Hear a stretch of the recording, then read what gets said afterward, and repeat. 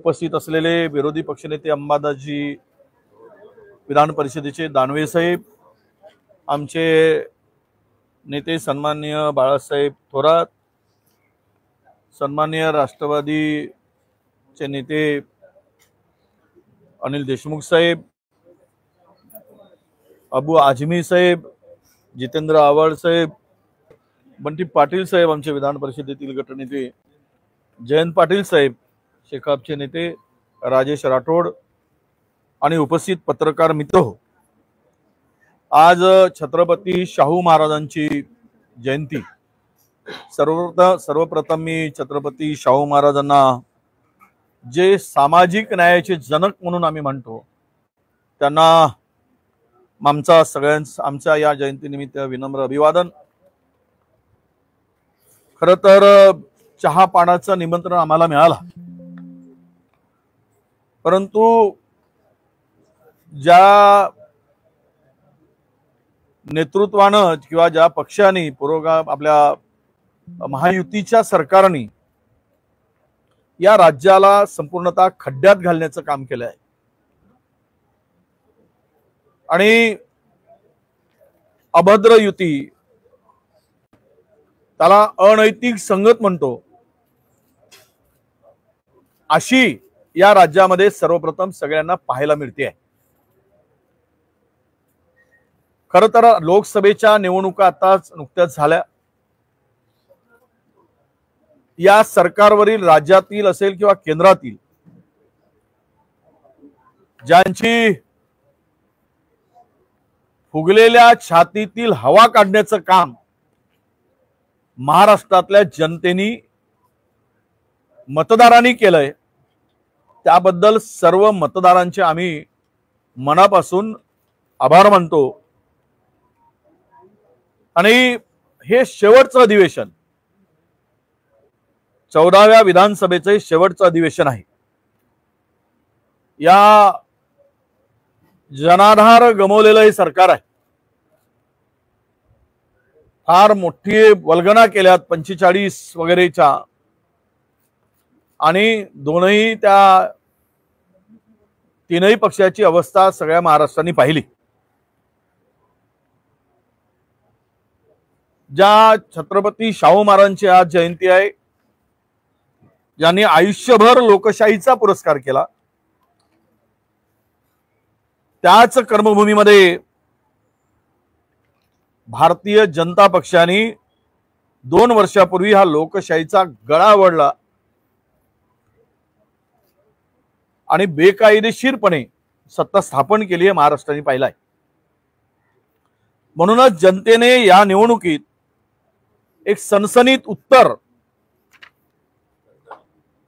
या गद्दारांना दिलं आणि हेही सांगितलं की हुकुमशाही फार काळ टिकणार नाही आणि या देशामध्ये हुकुमशाह बनण्याचा कोणी प्रयत्न केला तर त्यांची जागा बाबासाहेबांच्या संविधानावर आणि लोकशाहीवर विश्वास ठेवणाऱ्यांनी सनसनीत उत्तर दिलं आहे असं आम्ही मानतो। कारण दडपशाहीनी कुठलाही देश चालवता येत नाही आणि दडपशाही करणाऱ्या पक्षाच्या पाठीमागे जनता कधीही उभं राहणार नाही, हा संदेश सुद्धा आत्ताच झालेल्या लोकसभेच्या निवडणुकीमध्ये महाराष्ट्रातील आणि देशातील जनतेने दिला आहे। हे सरकार विश्वासघातकी सरकार आहे। मुद्दाम हा शब्द यासाठी वापरला पाहिजे की देशाच्या पंतप्रधानांनी मोदी सरकारने उत्पादन खर्चाच्या 1.5 पट हमीभाव देण्याची वल्गना केली। खरं तर हा एक मोठा जुमलेशाहीचा किंवा ही जुमलेबाजीच आहे असं म्हणायला हरकत नाही। कारण सरकारने कुठल्याही शेती मालाला 1.5 पट हमीभाव दिलेलाच नाही। 2013 मध्ये सोयाबीनला जे दर मिळत होते ते दर जर शेतकऱ्याला 2024 मध्ये मिळत असतील 4600 रुपये, तर शेतकऱ्यांना फसवण्याचं काम या महापापी महायुतीने केलं असं म्हणायला हरकत नाही। या सरकारने शेतकऱ्यांची तर ही मागणी होतीच की स्वामीनाथन आयोगाच्या शिफारशीप्रमाणे सीटोवर आधारित हमीभाव द्यावा, पण यांनी नुकतेच महाराष्ट्राचे मुख्यमंत्री उपमुख्यमंत्री निवडणुकीत मोठी हार पत्करल्यानंतर महाराष्ट्रामध्ये काही पंतप्रधानांना सांगतील आणि या हमीभावात सुधारणा होईल अशी आमची अपेक्षा होती। पण या दोघांनी मात्र, मुख्यमंत्री आणि दोन उपमुख्यमंत्र्यांनी शेतकऱ्यांचा विश्वासघात केला आहे हे यामध्ये दिसते आहे। एकनाथराव शिंदेजी मुख्यमंत्री कृषी मूल्य आणि किंमत आयोगाच्या बैठकीत गेले होते कृषी मूल्याचा। त्यावेळेस आम्हाला असं वाटत होतं की सोयाबीन आणि कापसाचा मुद्दा ते उपस्थित केले तिथे, आणि सोयाबीनला 5100 रुपये हमीभाव द्यावा अशी मागणी सुद्धा मुख्यमंत्र्यांनी केली। पण मिळालं काय? बघा, एमएसपी मध्ये जी वाढ झाली ती 7-8% जवळपास वाढ झाली। कापूस 7% वाढला, 7%। तूर 8% हमीभाव वाढ झाली, ज्वारीमध्ये 6% वाढ झाली आणि मक्यामध्ये 6.5% वाढ झाली। या उलट बियाणावर 35 ते 38% वाढ झाली, खतावर जीएसटी मुळे साधारणतः 35% वाढ झाली आणि शेती अवजारावर जीएसटी मुळे प्रचंड वाढ झाली। मजुरांची मध्ये वाढ झाली।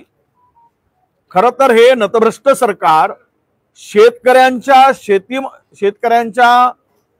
खतावर जीएसटी लावतो, बियाणावर जीएसटी लावतो, ट्रॅक्टर आणि शेती उपयोगी अवजारावर जीएसटी लावतो 18%, आणि दुसरीकडे मात्र हेलिकॉप्टर खरेदी करत असताना 5% जीएसटी, डायमंड खरेदी करत असताना 3% जीएसटी, गोल्ड सोनं खरेदी करत असताना 2% जीएसटी। म्हणजेच हे सरकार शेतकऱ्यांच्या पाठीमध्ये खंजीर खुपसणारं आणि शेतकऱ्याला उद्ध्वस्त करणारे हे सरकार आहे। हे यामध्ये हे आता स्पष्ट झालेलं आहे। जीएसटी कुठे लावावा तर या कमिशनखोर आणि टक्केवारी सरकारला याचं भान सुद्धा राहिलं नाही। म्हणजे अंत्यविधीच्या सामानावर, प्रत्येक सामानावर 18% जीएसटी यांनी लावला। अंत्यविधीचं सामान जर महाग करत असेल तर मरणही महाग केलंय का स्वस्त केलंय हा प्रश्न या ठिकाणी उपस्थित होतोय। आम्ही गेल्या 10 वर्षात आपण पाहतो या कोणतेही संदर्भात घेतलेले जे निर्णय आहेत तुम्ही काढून पहा, हे सर्व निर्णय शेतकरी विरोधी आहेत। गमतीचा भाग असा की डीएपीचा दर 460 रुपयावरून आता 1630 रुपयापर्यंत घेऊन गेले। हे 10 वर्षात झालेलं आहे। आणि 50 किलोची युरियाची बॅग होती, त्यामध्ये वाढ मात्र 150 रुपयांनी केली, मात्र पिशवीवर मध्ये त्या पिशवीतील खताची वजन आहे ते 10 किलोनी कमी केलं। 40 किलोची बॅग केली, 50 किलोची युरियाची बॅग 40 किलो केली, जीआर काढून केली, आणि ते म्हणतात की आम्ही युरियामध्ये फार वाढ केली नाही, पण हे 10 किलो युरिया कमी झाला। हा युरिया कोण खातो आहे आणि या युरियाचे पैसे कोणाच्या घशात जात आहेत आणि शेतकऱ्याची लूट कोण करतो आहे हाही निर्णय आपल्याला सगळ्यांना बघायला मिळतो। महाराष्ट्रातील शेतकऱ्यांच्या मागे त्यांनी उद्ध्वस्त व्हावं, आत्महत्या कराव्यात हा चंगच या सरकारने बांधलाय। एकीकडे गुजरातच्या पांढऱ्या कांद्याला तुम्ही निर्यातीची परवानगी देताय आणि दुसरीकडे मात्र याच कांदा पिकवणाऱ्या महाराष्ट्रातील शेतकऱ्यांना मात्र निर्यातीची संधी किंवा निर्यातीची परवानगी नाकारली जाते। म्हणजेच महाराष्ट्रातील शेतकरी विरोधक केंद्रातील सरकार आहे आणि त्याचे वाटेकरी राज्यातील महायुती सरकार आहे, हे या ठिकाणी सांगितलं पाहिजे। बांगलादेशने 4 वर्षापासून जे आयात शुल्कात वाढ केली प्रति किलो 66 रुपये, ती पाहिल्यानंतर शुल्काची आकारणी जी केली गेली, जर हे तुमच्या शेतकऱ्यांचं सरकार म्हणत असतील तर मला वाटतं की शेतकऱ्यांचे खऱ्या मारेकरी हे महायुतीचं सरकार आहे असं म्हणायला हरकत नाही। खरीप हंगामाच्या तोंडावर असताना खानदेशामध्ये 30% कापसाचा बियाणाचा पुरवठा झाला नाही। सगळीकडे शेतकरी लाईनीत उभे होते,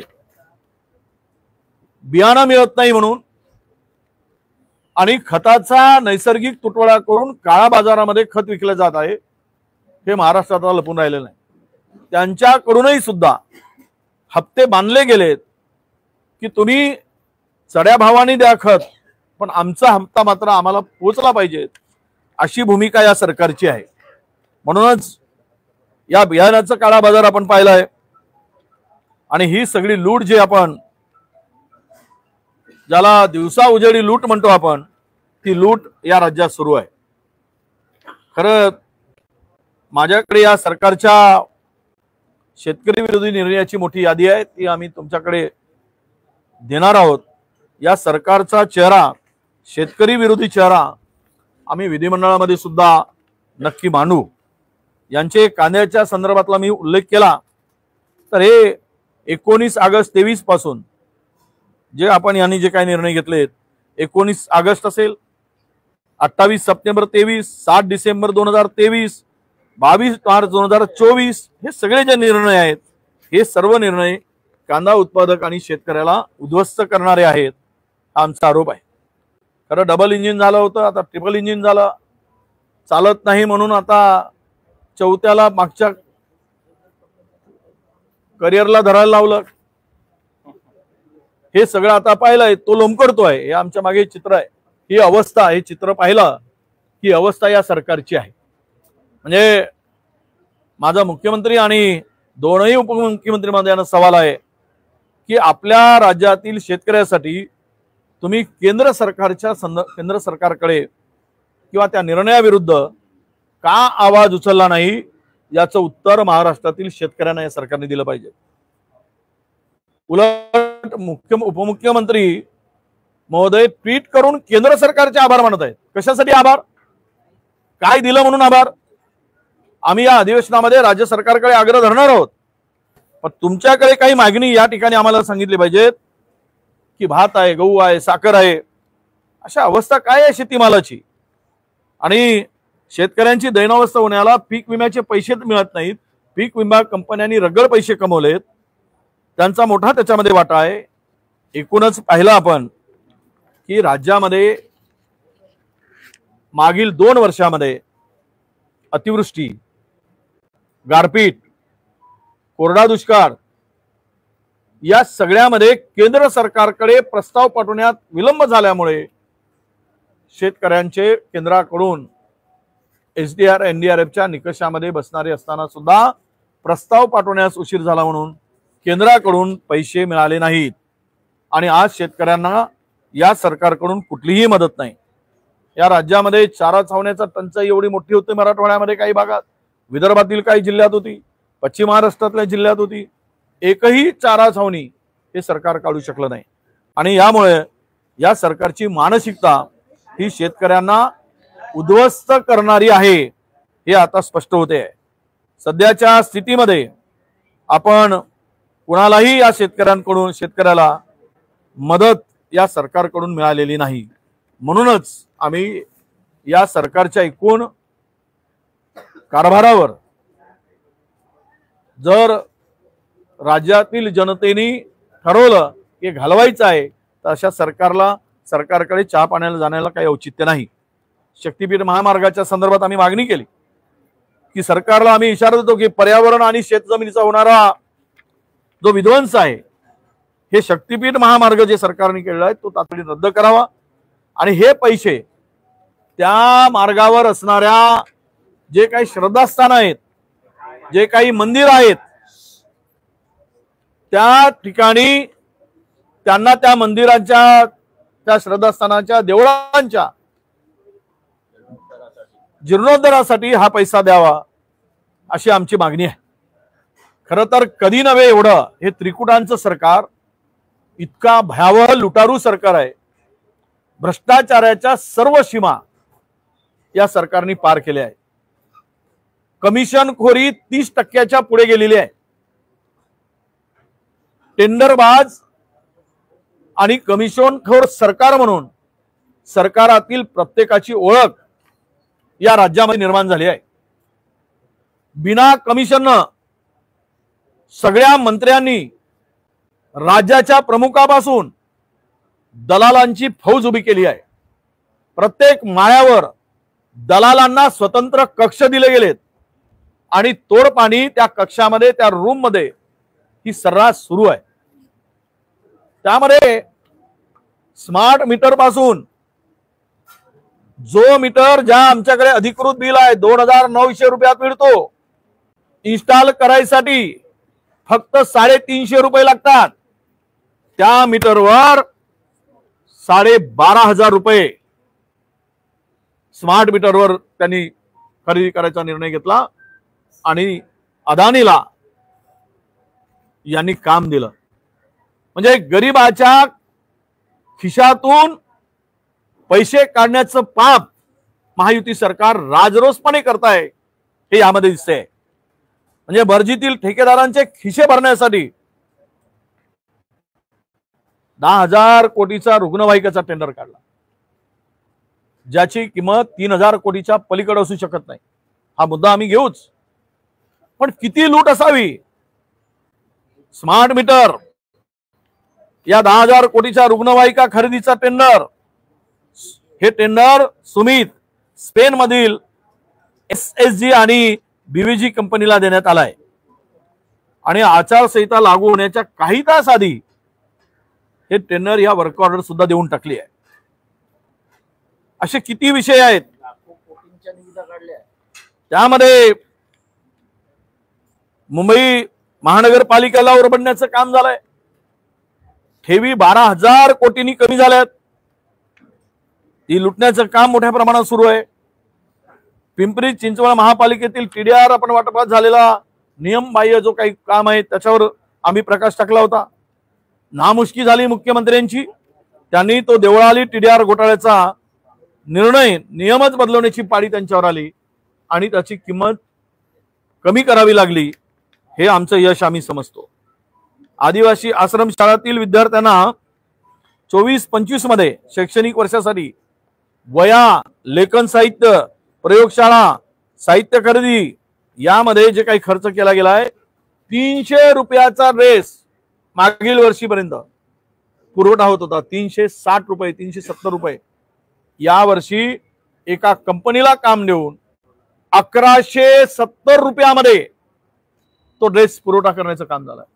म्हणजे लुटारूची हद झाली, लुटण्याची हद झाली। एखाद्या दुसऱ्याच्या शेतात जो बैल घुसतो त्याला, किंवा लुटारू जो म्हणजे दुसऱ्याच्या शेतामध्ये हिरवा चारा खाण्याची सवय असलेल्या बैलाला घंटा बांधली की त्या घंटाचा आवाज येतो, त्याला त्या गळ्यात घंटा बांधला जातो। त्यामुळे त्याला वाटतं की आता माझ्या घंट्याचाच आवाज आहे, माझ्याकडे कोणी बघणारे नाहीत, म्हणून तो राजरोसपणे अधिक खायला लागतो। असे बैल या राज्यामध्ये घंटा बांधलेले अधिकृत मंत्र्यांच्या रूपाने लुटण्यासाठी तयार झाले। 1100 रुपयाला ड्रेस, 1150 रुपयाला, 350 रुपयाचा ड्रेस हा राज खरेदीला। किती लूट असावी। आणि लाज शरम अजिबात काही ठेवली नाही। जितकं ओरबडून खाता येईल राज्य तेवढं ओरबडून खा आणि एकमेव आमचा धंदा चंदा लो धंदा दो, हाच काम राज्यामध्ये राजरोसपणे सुरू आहे। म्हणून त्याची मालिका ही भ्रष्टाचाराची प्रचंड मोठ्या प्रमाणात आहे। ST महामंडळाच्या बसेस खरेदीचा निधी आहे। अहो किती दिवस फाईल राहावी 2200 बस खरेदी करायसाठी। साधारणतः ही फाईल मुख्यमंत्र्यांच्याकडे फाईल सही होण्यासाठी जाऊन, कारण सगळ्या गाड्या भंगार झाल्या आहेत, सरकार भंगार आणि ST महामंडळाच्या गाड्याही भंगार। 2200 गाड्या खरेदी करण्यासाठी कमिशन मिळत नाही म्हणून CMO ऑफिस सही करत नाही। केवढं दुर्दैव आहे। आणि पोरांना, प्रवाशांना त्या भंगार गाड्यातून प्रवास करावा लागतोय। इतपत खाण्याची मर्यादा या सर्व महायुतीच्या लोकांनी सुरू केली आहे। काय भाषण असे होतात, घोषणा, ना खाऊंगा ना खाने दूंगा, जो खाता है उसको साथ में लिए बगैर नहीं छोडूंगा. हा नवीन नारा आता महाराष्ट्रात सुरू झालेला आहे. सगळ्या एजन्सीचा वापर करून सीबीआय, ईडी, इन्कम टॅक्स दबाव आणून सगळ्या बदनाम करून किंवा ज्यांच्यावर आरोप करून त्यांना आपल्या पक्षामध्ये त्या सगळ्यांना घेण्याचं काम भ्रष्टाचाऱ्यांना हे राजरोसपणे सुरू आहे. म्हणून आम्ही खरं तर या अनेक मुद्द्यांची मालिका आहे. सर्व मुद्दे इथे सांगता येत नाही, पण मी एवढंच सांगेल की हे सगळे मुद्दे येणाऱ्या विधानसभेमध्ये आम्ही मांडू आणि या सरकारला नक्कीच आम्ही विचारू. एक शेवटचे 2 विषय आहेत की दुष्काळी मदत. मी सांगितलं मागील वर्षी राज्यातल्या शेतकऱ्यावर प्रचंड दुष्काळाचं संकट होतं. अगोदरच दुष्काळ घोषित करण्यास सरकारने गोंधळ घातला आणि आम्ही आवाज उठवल्यानंतर दुष्काळ सदृश्य परिस्थिती जाहीर केली. परंतु एनडीआरएफच्या निकषाप्रमाणे केंद्र सरकारकडून जे मदत मिळायला हवी होती, आजही दुष्काळी भागात केंद्र सरकारने कुठलीही मदत दिली नाही. अवकाळीची मदतही मिळाली नाही. जसं काही जणू शेतकऱ्यांशी काही देणं गेलं नाही. म्हणून समृद्धीतून पुणे रिंग रोड मधून आणि हॅम मधून जवळपास 1 लाख कोटीचे टेंडर 10% कमिशन घेऊन मंत्र्यांचे 10%, खालचे पुन्हा 15-20% वेगळे, असे मंत्र्यांचे 10, 3% तीनही प्रमुखांचे 10% आणि हे टेंडर 30% ते 35% अभाव दिलं. आणि यातून या नालायक सरकारने 40% कमिशन खालाय. 1 लाखातील 40% कमिशन 1 लाख कोटीतून म्हणजे 40,000 कोटी. म्हणून लोकसभेमध्ये 50 कोटी रुपये एका लोकसभा क्षेत्रामध्ये खर्च करण्याचं धाडस केलं. पण जनतेने पैशाला न जुमानता या भ्रष्ट आणि नतभ्रष्ट सरकारच्या त्यांना त्यांची जागा दाखवण्याचं काम केलं. ही परिस्थिती आहे. यामध्ये अशा अनेक विषयाला आपल्या पुढे सांगता येईल. मी सांगितलं की यांना हे सगळे करायला पैसे आहेत आणि विदर्भातील मराठवाड्यांच्या विकासासाठी असलेला आम्ही प्रत्येक अधिवेशनात म्हणतोय नळगंगा वेणगंगाच्या नदी जोडणीचं काम, मराठवाडा पॅकेजचं काम घोषणा केली. 6 महिने, आता मला वाटतं 10 महिने झालेत, 45,000 कोटीची घोषणा झाली मराठवाडा पॅकेजची. फुटी कवडी सुद्धा त्यांना दिलेलं नाही. फुटी कवडी 1 रुपया सुद्धा नाही. म्हणजेच हे पॅकेज मराठवाड्यातील जनतेची फसवणूक करणार होतं, हे आमचं स्पष्ट मत आहे. मराठवाडा पॉवर ग्रीड असेल आणि किंवा इतर नदीजोड प्रकल्प असतील, शेवटचा आहे कायदा सुव्यवस्था. काय धिंडवडे निघालेत या गृह खात्याची. आम्ही गेल्या अनेक वर्षात 25 वर्ष झालेत आम्ही सभागृहात काम करतो. आम्हाला 26 वर्ष झालेत आम्ही पाहतो. परंतु एवढी कायदा सुव्यवस्था बोजवारा उडालेलं सरकार कधी पाहिलं नाही. गृह खातं पाहिलं नाही, ना गृहमंत्री आम्ही पाहिला.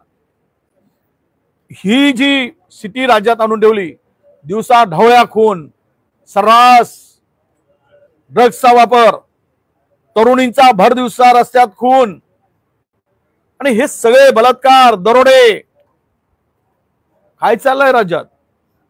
कुठे आहे गृह खातं? कुठे आहे सरकार?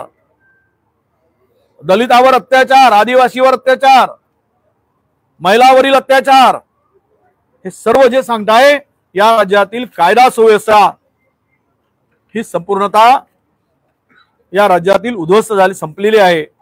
हेच आता या ठिकाणी सांगितलं पाहिजे. एक विषय पण आम्ही मनुस्मृतीच्या संदर्भात आपल्याला सगळ्यांना माहित आहे शैक्षणिक धोरण. पण एक शेवटचं एवढंच की आम्ही एवढंच सांगतो, हे राज्य आता मागच्या 2-3-2.5 वर्षात आणि त्यापूर्वीचे 5 वर्ष मराठा ओबीसी आंदोलन, धनगर हे आंदोलन, आपसात भांडून, झगडे लावून, झुंजवून हे राज्य उद्ध्वस्त करण्याचं आणि खोटी आश्वासन देऊन काम केलं आहे। म्हणूनच या राज्यातील शेतकरी, युवक, महिला, ज्येष्ठ नागरिक, दिव्यांग सर्व उपेक्षित आहेत। वंचित, विद्यार्थी, उद्योजक, पेपरफुटी, नीट हे सगळे विषय, अवकाळी दुष्काळी अतिवृष्टीची मदत, दावोसमध्ये 3 लाख रुपयाची 3 लाख कोटी रुपयाची काही जे करार हे बोगस, 1 रुपया आलेला नाही। राज्यातील उद्योग बाहेर पळून नेलेत, राज्यातील बेरोजगारांना वाऱ्यावर सोडलं, राज्याला कर्जबाजारी केलं, गुंडांना पोसण्याचं काम सर्रास सुरू आहे। मंत्रीच गुंडांना पोसतायत। पुण्यामध्ये आपण पाहिलंय मंत्र्यांचे गुंडांचे टोळ्या निर्माण केलेत मंत्र्यांनी। ड्रग्सचा विळखा पूर्ण महाराष्ट्राला घातलाय। गुजरात कनेक्शन त्या ड्रग्स आहे आणि हे आरक्षणावरून जाती भांडण लावणं हे सर्व जे आपण पाहिल्यानंतर या सरकारचा नकारात्मक दृष्टिकोन आणि या जनतेला वाऱ्यावर सोडून उद्ध्वस्त करण्याचं महाराष्ट्राला केलेलं पाप, यामुळेच या नतभ्रष्ट आणि भ्रष्टाचाराने अखंड बुडालेल्या सरकारच्या चहा पाण्याला, जे सरकार शेतकरी विरोधी आहे, जे सरकार विद्यार्थी विरोधी आहे, जे सरकार बेरोजगार विरोधी आहे, ज्या सरकारने महाराष्ट्र लुटून खाला आहे आणि महाराष्ट्राच्या अस्मितेला कलंक म्हणून हे सरकार आहे, अशा सरकारच्या चहा पाण्याला न जाण्याचा निर्णय आम्ही घेतलाय। त्यावर बहिष्कार टाकण्याचा आम्ही निर्णय घेतलाय। म्हणून आपण आपल्या पुढे हे सर्व मुद्दे मी मांडलेले आहेत। आता यानंतर आता खरं तर भविष्यामध्ये महाराष्ट्रात सुद्धा म्हणजे सीए आणि एनआरसी हे महाराष्ट्रामध्ये आणण्याचा प्रयत्न सरकारने सुरू केला आहे। पण आम्ही सरकारला सांगतोय की तुम्ही महाराष्ट्रात सीए आणि एनआरसी आम्ही लागू देणार नाही। तुमचे मनसुबे आम्ही धुळीस मिळवल्याशिवाय राहणार नाही। कोणत्या हालतीत या पुरोगामी महाराष्ट्राला असा कलंक आम्ही लागू देणार नाही, हा विश्वास आम्ही देतो आहोत। या सर्व विषयाच्या संदर्भात आणि यातील अनेक विषय घेऊन आम्ही विधानसभेमध्ये मांडू, पण या सरकारच्या एकूण भ्रष्ट याला समजून आम्ही चहा पाण्यावर बहिष्कार टाकलाय। यानंतर आमचे दानवे साहेब आपली भूमिका या ठिकाणी मांडणार आहेत। विरोधी पक्षाने सरकारच्या चहा पानावर बहिष्कार टाकलेला आहे। सर्व राजकीय विषय, सामाजिक विषय, राज्याचे विषय मांडत असताना राज्याचे मुख्यमंत्री, राज्याचे दोन्ही उपमुख्यमंत्री कशा पद्धतीनं बेजबाबदारपणे वागत हे सुद्धा समोर येत आहे। काल राज्यातील सर्व बँकांची बैठक झाली, त्याच्यामध्ये मुख्यमंत्र्यांनी शेतकऱ्यांच्या कर्ज पुरवठ्याविषयी वक्तव्य केलं, परंतु आजही राज्यामध्ये नॅशनलाइज बँकांनी 25% वर कर्ज दिलेलं नाही। उपमुख्यमंत्र्यांनी असं सांगितलं की सिबिल सक्तीचं करणाऱ्या अधिकाऱ्यावर कारवाई करू, परंतु सगळ्या बँका सिबिल सक्तीचं करतायत, एकाही अधिकाऱ्यावर राज्यात कारवाई नाही। दुसरीकडे उपमुख्यमंत्री अजितदादा पवार जीएसटी सारख्या महत्वाच्या काउन्सिलच्या बैठकीला गैरहजर राहतात। आपल्या राज्याच्या दृष्टीनं ही बैठक महत्वाची असते। राज्याचे अर्थमंत्री काही राज्याशी संबंधित विषय, जसं आता वडेट्टीवार साहेबांनी सांगितलं की हेलिकॉप्टर खरेदीला 5% तर शेतकऱ्यांच्या वेगवेगळे जे अवजारं लागतात, आयुध लागतात, वस्तू लागतात, याच्यावर 18% जीएसटी कर आहे। आणि म्हणून राज्याचे हे जे स्वतः म्हणतात 3 चाकी ज्यांचं जे काय आहे त्रिमूर्तीचं, तिन्ही बेजबाबदारपणे काम करतात, अशा प्रकारची स्थिती। पुण्याची घटना घडली होती जी ऍक्सिडेंटची, याच्यामध्ये सुरुवातीला कशा पद्धतीनं गुन्हे दाखल झाले होते, नंतर कशा पद्धतीनं झालं आपल्याला चांगल्या पद्धतीनं माहिती आहे। नीटच्या परीक्षेमध्ये राज्यातले काही लोकांना अटक केली जातात। या सगळ्या राज्यामध्ये सुद्धा होणाऱ्या ज्या स्पर्धा परीक्षा वेगवेगळ्या तलाट्याच्या असेल, पोलिसांच्या असेल, याच्यामध्ये सुद्धा मोठ्या प्रमाणावर गैरप्रकार होतोय। आणि म्हणून या सगळ्या विषयाकडे सुद्धा सरकार लक्ष देत नाही। वेगवेगळ्या ठिकाणी, वेगवेगळ्या औद्योगिक क्षेत्रामध्ये, विशेषतः डोंबिवलीमध्ये मागच्या काळामध्ये 2दा स्फोट झाले, कित्येक लोकांचा जीव गेला, परंतु सरकार याच्यामध्ये बेजबाबदारपणे वाटते। कोस्टल रोड जो झाला त्याला गळती सुरू झाली 4 महिन्यात, अटल सेतू झाला त्याला भेगा पडलेला आहे। आणि म्हणून अशा पद्धतीने राज्यातलं सरकार युवकांच्या विरोधात आहे. आज या राज्यातल्या युवकांमध्ये प्रचंड असंतोष आहे. मग वीज विभागाची भरती असेल, पोलीस विभागाची भरती असेल, महसूल विभागाची भरती असेल, या सगळ्यामध्ये मोठ्या प्रमाणावर गैरप्रकार होतो.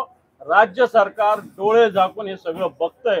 आणि म्हणून हे अधिवेशन जसं सरकारचं जसं हाय हाय म्हणतो तसं महायुती सरकारला बाय बाय करणारं अधिवेशन ठरणार आहे.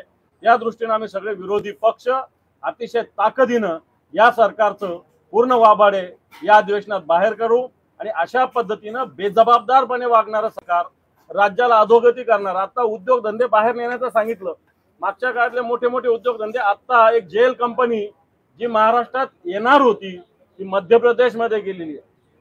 म्हणून अशा पद्धतीने हे सरकार महाराष्ट्राला अधोगतीला नेत असेल तर या सरकारच्या चहापानाला आम्ही कोणीही जाणार नाही.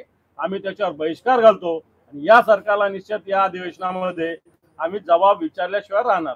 सर, हिंदी में एक बार ट्वीट कर दीजिए कल से. रुको, मराठी होने दो. Last Hindi last. राज्यामध्ये दूध उत्पादनाचे शेतकरी आहे आणि व्यावसायिक आहे, त्यांचं दूध जे आहे 27 रुपये लिटर विकत घेतलं जात आहे. कुठे ना कुठे अमूल आणि त्यांच्यामध्ये जे वर्गीकरणाचे पतसंस्था आहे त्या मिलीभगत करत आहे आणि दूध उत्पादन शेतकऱ्यांसाठी भावाबाबत कुठल्या प्रकारचं नियंत्रण नाही. खूप मोठ्या प्रमाणात शेतकऱ्यांची लूट सुरू झाली आहे. नाही, सरकारने निर्णय घेतला 5 रुपये लिटर अनुदान, पण ते अद्याप मिळालेलं नाही. 5 रुपयाचं अनुदान मिळालंय. आता दूध उत्पादक सगळ्यांची मागणी होती, उत्पादकांची, उत्पादन करणाऱ्यांची, की साधारण 35 रुपये तरी ते दर मिळाला पाहिजेत, 38 रुपयापर्यंत मिळावं. पण त्या संदर्भात सरकारची उदासीनता आहे आणि जे काही गोड बंगाल चाललेला आहे त्यामुळं हा भार, उद्या सगळ्या गोष्टी वाढल्यात, म्हणजे खाद्यान्नाचे दर वाढलेत आणि तुम्ही यातून जे काही आता एक मोठी जी नावं एक समोर येत आहेत की ज्यामध्ये मिलीभगताची, हे हा विषय आम्ही मांडू. पण खरं तर सरकार किती खोटं आश्वासन देऊन शेतकऱ्यांना फसवतं, किती खोटं बोलतं धांदात, इतके फार भीमदाडा घोषणा केल्या आणि ह्यांची जे उदासीनता दिसते आहे दूध उत्पादक शेतकऱ्याप्रती, हे नक्की या सरकारला भोगावं लागेल, त्याचं प्रायश्चित्त भोगावं लागेल असं मला वाटतं. संदर्भात अनेक राज्यांनी कायदे केले, नंतर त्या कायद्याची गरज जास्त निकड आहे त्याची. महाराष्ट्र सरकारने 3 वर्षापूर्वी आश्वासन दिलं होतं कायदा आणेल, अजून तो कायदा आलेला नाही. या अधिवेशनात विरोधात पेपरफुटीचा कायदा, कारण उत्तर प्रदेशने काल त्याच्या संदर्भात अध्यादेश जारी केले ना. आम्ही त्यावर याच अधिवेशनात तो कायदा करावा अशी आमची मागणी राहणार आहे. आम्ही तशा पद्धतीनं आम्ही लक्षवेधी पण घातलेली आहे आणि सरकारला पत्र पण दिलं आहे. तुम्ही हे आणा म्हणून आम्ही त्यांना कळवलेलं आहे. लेखी स्वरूपामध्ये शासनाला आम्ही मागितलं. फेब्रुवारीच्या अधिवेशनामध्ये स्पेशल 10% माफ मराठा कोट्यासाठी जे रजिस्ट्रेशन झालं, आतापर्यंत त्याच्यावर इम्प्लिमेंटेशन नाही. तर बेसिकली या संदर्भात अपोजिशनचा काय रोल असणार आहे? एक तर बाजूला कोर्टाबाजी चालू आहे, दुसऱ्या बाजूला हे प्रोटेस्ट चालू आहे, ओबीसीकडनं आणखीन एक नवीन आता मागणी येते. तर अपोजिशनचा यावर स्टँड काय असणार आहे? बघा, एससीबीसीचा 10% आरक्षण मराठा समाजांना दिला होता, पण त्याला काही विरोध आत्ताच्या अलीकडे सुरू झालेला आहे. त्यातील अनेक तरुण आम्हाला मिळतात, त्यातून म्हणतात की त्याचा फायदा आम्हाला होतोय. पण सरकारने यावर तोडगा काढण्याची गरज आहे. काय निर्णय घ्यायचा, अधुरा निर्णय घ्यायचा, सोडून द्यायचा, परत नव्यानं निर्णय घ्यायचा, नव्यानं आश्वासन द्यायचं, नव्यानं पुन्हा करार करून द्यायचा, नव्यानं लिखित रूपात द्यायचा, जे होऊ शकत नाही, जे संविधानामध्ये बसत नाही, कायद्याच्या चौकटीत बसत नाही, अशा प्रकारची टाइमपास म्हणून आपण त्यांना लेखीमध्ये काहीतरी करार करतो किंवा त्यांना लिहून देतो आणि ते पाळलं जात नाही. यामुळेच 2 समाजामध्ये एक संघर्षाची स्थिती जी निर्माण झाली ती या सरकारच्या चुकीच्या धोरणामुळे, चुकीच्या वागण्यामुळे, चुकीच्या निर्णयामुळे हे सगळं आता होते आहे. कधी नव्हे हा 2 समाज एकत्र नांदणारा समाज, मराठा असेल, ओबीसी असेल, गावखेड्यामध्ये, गावात असेल, शहरात असेल, एकमेकाच्या सुखदुःखाचा साथीदार असलेला समाज एकमेकाच्या विरोधात उभं करण्याचं पाप या राज्यामध्ये 2014ला सुरू झालं. आणि आमची स्पष्ट मागणी असणार आहे की तुम्ही सगळ्यांना घ्या आणि सन्मानाचा एक मार्ग काढा जिथे दोनही समाजाचं समाधान होईल आणि त्यांचा हक्क त्यांना मिळेल, अशी आमची मागणी सरकारला असणार आहे. त्याच्या मागे एक बॅनर लागलेला आहे ज्यावरती महाभ्रष्टाचारी, महाघोटाळेबाज, महाटेंडरबाज, महायुती सरकार दिसतंय. अजित पवार हवेत आहेत, मुख्यमंत्री वरती हवेत आहेत. नेमकं काय सांगायचंय? नाही, असं आहे, ज्या 8 जागा मिळाल्या आहेत त्यामुळं मुख्यमंत्र्यांना सध्या हवा त्यांच्यात 7 जागा, 8 नाही 7, आणि ते 7वी जागा कशी मिळाली तर ती बेईमानीनं मिळाली, त्याचा पर्दाफाश होणार आहे. ते काही फार काळ लपून राहणार नाही. तर त्यांना असं वाटतंय मी कमी जागा लढवून मी ह्यांच्या बरोबर आलो, त्यामुळे ते हवेत आहेत. आणि जे सांगितले आम्हाला 30 मिळतील त्यांना मिळाले 9, तर ते चिंताग्रस्त झाले आहेत. आणि ज्यांनी जागा लढवून कशी तरी घासत पिसत एक आली त्यामुळे ते लटकून आहेत. हे तिघेही मिळून एकाचा पायपोस एकात नाही अशी त्यांची अवस्था आहे. आणि त्यामुळं राज्याला वाऱ्यावर सोडण्याचं काम झालेलं आहे. आणि भविष्यात काय होईल ते अजितदादांचं काय होईल, शिंदेचं काय होईल येणारा काळ ठरवेल. पण मी एवढंच मध्ये नमूद केलं आहे, हे तिघांच्या नाकर्तेपणामुळे आणि आपसातल्या भांडणामुळे महाराष्ट्राला उद्ध्वस्त करतात हे दाखवलं. मुंबई महाराष्ट्र आणि देशभरासह पाणी टंचाई हा प्रश्न आता निर्माण झालेला आणि याचा फटका थेट भारताच्या अर्थव्यवस्थेला होऊ शकतो असा एक अहवाल जो तो समोर आलेला नाही, ते आम्ही वाचलेलं आहे. खरं तर आताही महाराष्ट्रामध्ये जवळपास 3800 टँकर आता सुरू आहे मराठवाड्यातील काही भागामध्ये. आणि ज्यावेळेस ही टंचाई परिस्थिती निर्माण झाली त्यावेळेस निवडणुकाचा काळ होता म्हणून त्यांनी सांगितलं. एकीकडे निवडणुका सांगितल्या आणि दुसरीकडे निवडणूक आयोगाची परवानगी मागून मतदान संपल्यानंतर 25,000 कोटीचे टेंडर काढले. आणि दुसरीकडे शेतकऱ्यांच्या संदर्भात निर्णय घेताना आचारसंहितेचा बागुलबुवा उभा केला. आज जी अवस्था निर्माण झाली त्यावेळेस मंत्र्यांनी या सगळ्या परिस्थितीवर चर्चा करायसाठी आणि निर्णय घेण्याची आवश्यकता होती. पण त्यावेळेस हे मंत्री बाहेर देशात होते, कृषी मंत्री, आणि पाणी टंचाईवर या सरकारनं पूर्णतः दुर्लक्ष केलं. आज ही अवस्था झाल्याचं कारण की या सर्व योजना ज्या होत्या महायुती सरकारच्या त्या फसव्या होत्या हे आता सिद्ध झालेलं आहे. आणि त्यासाठी एकूणच जी परिस्थिती गंभीर निर्माण झाली याला सरकार जबाबदार आहे. उपस्थित राहतो तारांकित आणि लक्षवेधी प्रश्नावर तुमच्या कार्यालयाकडनं काही अधिकाऱ्यांना धमकी स्वरूपात भूमिका घेतली जाते. तारांकित प्रश्न आणि लक्षवेधी मांडण्यावरनं ब्लॅकमेलिंग सारखे विषय केले जातात. काय वस्तू माझ्या कानावर आलं, तोंडावर अशा स्वरूपाचे आरोप माझ्या कानावर आलं. पहिली गोष्ट तर मी ते टाकलंच नाही, आणि दुसरी गोष्ट माझ्या ऑफिसच्या माझ्या OSD फोन आला.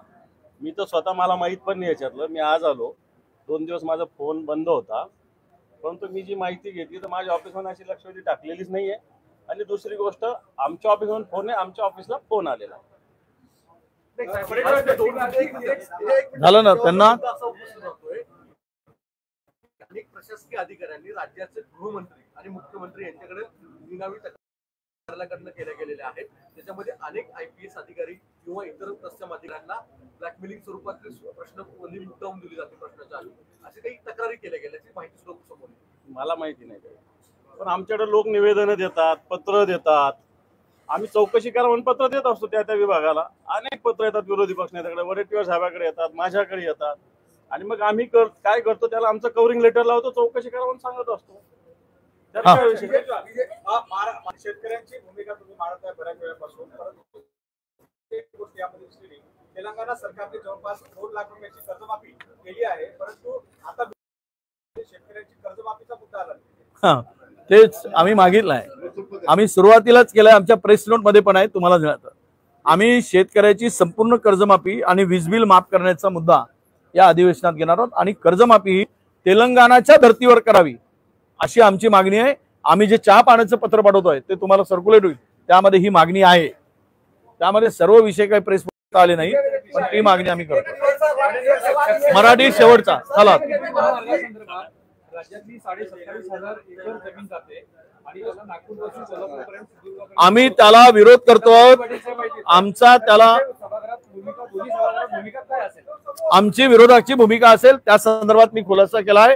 ते पैसे जे आहेत त्या कुठला मार्ग त्याला शक्तीपीठाच्या ते पैसे त्या देवळाला देवस्थानाला द्यावं आणि त्याचा जीर्णोद्धार करावा।